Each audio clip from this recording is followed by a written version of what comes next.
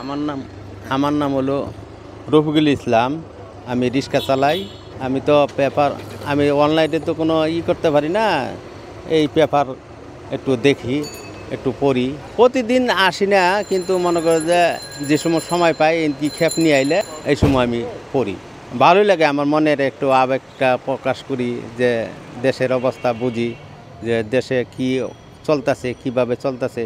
Paper পড়লে বোঝা যায় যে দেশের অবস্থা কীরকম, ভালো না মন্দ, এটা বোঝা যায় না। অনলাইনে তো আমরা তো মনে করি যে আমরা বয়স্ক মানুষ রিক্সা চালাই, অনলাইনে আমাদের এরকম শক্তি নাই, এরকম পয়সা নাই যে অনলাইনে করবো। এরকম পেপারটা যখন এই সরকারিভাবে লাগাই দেয়, এটা আমি পড়তে পারি, এটাই আমি অনুভব করি। আজকে পড়লাম যে বিভিন্ন যে কমলার কথাই বলি, যে একটা কমলা 2 লাখ টাকা দেয়া বিক্রি হয়েছে, এটা দেখলাম। এরপরে ওই যে শেরপুর জেলায় যে একটা ওই যে অটো রিক্সায় 6 জনের মতন নিহত হয়েছে, এটা দেখলাম। ছেলে মেয়ে আছে কয়জন? 2টা ছেলে 2টা মেয়ে। মেয়েটা মনে করে যে বড় মেয়ে বিয়া দিয়ে দিছি, মেয়েটা আরেকটা মেয়ে মনে করে যে এসএসসি পরীক্ষা দিবে, আর ছেলে 2টা মাদ্রাসায় পড়তেছে। সংসার মনে করে যে এই রিক্সা চালাইতেছে, আল্লাহ চালাইতেছে, কিন্তু ওসিলা হইল রিক্সা। মোটামুটি আল্লাহ ইনশাল্লাহ আপনাকে দোয়ায় আল্লাহ ভালোই চালাইতেছে। এই সময় ভাড়া কেমন আসতেছে? ভাড়া আঙ্কেল এই সময় একটু কম আসতেছে। ওই যে অটো রিক্সা চলতেছে, বাংলা রিক্সা খুব কম চলে, এই জন্য একটু সীমিত ভাড়া পাইতেছি। এটা সরকারের উদ্যোগ নিছে যে এই অটো রিক্সা তুলে দিলে সেন একটু বোঝা যাবে যে মোটামুটি বাংলা রিক্সা চলবো। দেখতে পাচ্ছি, আমি চোখ দুটাই আমি অপারেশন করছি। অপারেশন করাতে মোটামুটি আল্লাহ ইনশাল্লাহ আপনাকে দোয়ায় এখন দেখতে পারতেছি। চশমা নিতে কইছিল, পয়সার অভাবে চশমা ব্যবহার করা জরুরি দরকার। মানে ওই যে সংসার, মেয়ের লেখাপড়া, ছেলের লেখাপড়া, মানে আমি ওই চশমা ব্যবহার করা পাইতেছি না। ইনশাল্লাহ আল্লাহ চলাইতেছে, এইটাই হলো হাজার শুকরিয়া।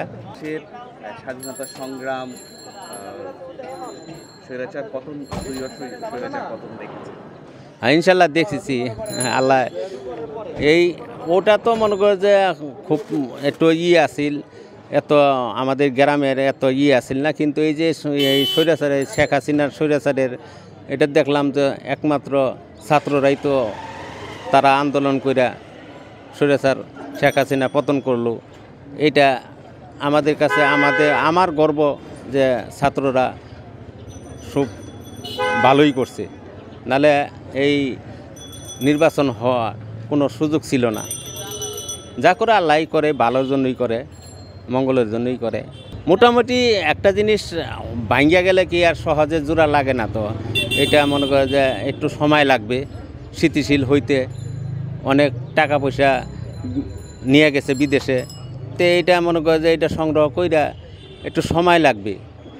পরে ইনশাল্লাহ সময় হইলে ইনশাল্লাহ সুস্থ হয়ে যাবে বাংলাদেশ, এটাই আমার ধারণা। এখন একটু মানে স্থিতিশীল আছে, মনে করে যে মানে অভাব অটন আছে। আমার কথা হলো যে অন্তর্বর্তী সরকার এই যে উদ্যোগ নিছে 2025 অথবা 26-এ নির্বাচনটা সুস্থ নির্বাচন চাই, এইটাই আমার ভোট আমি দিতে পারি, যাকে ইচ্ছা তাকে দিতে পারি, এইটাই আমার ধারণা।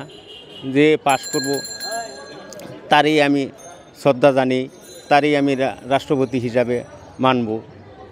এটাই আমার অন্তর্বর্তী সরকারের কাছে, এইটাই আমার চাওয়া পাওয়া।